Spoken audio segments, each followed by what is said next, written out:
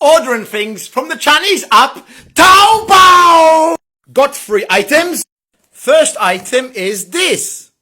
Apparently this item's in some of the shops in the UK too. Now no one likes it when you squeeze from here. We have a solution. Hoy this bad lad here.